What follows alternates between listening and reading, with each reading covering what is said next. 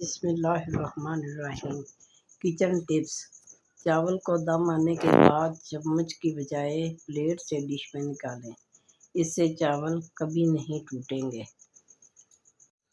اگر اپنے عام توے کو نان اسٹک توے میں بدلنا ہے تو آلو یا پیاز کے ایک ٹکڑے کو پہلے ہلکے گرم تیل میں بھگوئیں، پھر اس میں نمک اور سرسوں کا تیل لگا کر توے پر اچھی طرح سے رگڑیں۔ آپ کا نان اسٹک توا تیار ہے۔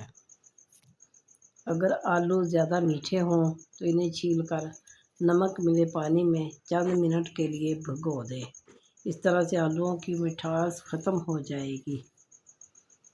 لیموں کا اچار خراب ہونے لگے تو اس میں چینی ڈالیں، اور اگر آم کا اچار خراب ہونے لگے تو اس میں نمک ڈال دیں۔ اس عمل سے اچار خراب نہیں ہوگا۔ سالن سے مرچیں کم کرنے کے لیے۔ اگر سالن میں مرچیں زیادہ ہو جائیں تو ایک پیاز تل کر اخبار میں پھیلا دیں، تھوڑی دیر میں خستہ ہو جائے تو اس کو سالن میں ڈال دیں اور ایک لیموں کا رس ڈال دیں۔ اس عمل سے سالن میں مرچیں کم ہو جائیں گی۔ تازہ پودینے کے لیے۔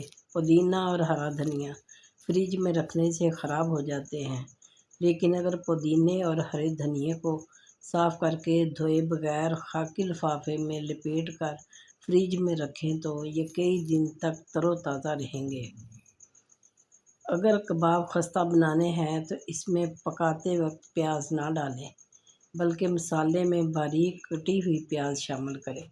اس میں تھوڑا سا چاول کا آٹا اور ایک کھانے کا چمچہ دہی ملا کر ٹکیاں بنائیں۔ کباب انتہائی مزیدار اور خستہ بنیں گے۔ یخنی گاڑھی کرنے کا طریقہ۔ اگر آپ یخنی گاڑھی کرنا چاہتے ہیں تو یخنی پکاتے وقت چاولوں کے چند دانے ڈال دیں، یخنی گاڑھی ہو جائے گی۔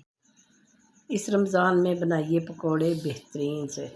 پکوڑے بناتے وقت اگر تھوڑا سا لہسن پیس کر بیسن میں ڈال دیں تو ذائقہ بھی اچھا ہو جائے گا اور بھاری پن بھی نہیں رہے گا۔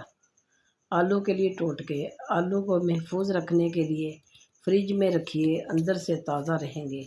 آلو کو کرسپی تلنے کے لیے آلوؤں کو ہلکا سا ابال لیں اور کارن فلور لگا کر چھان لیں، پھر فرائی کر لیں یا پھر پولی تھین بیگ میں رکھ دیں۔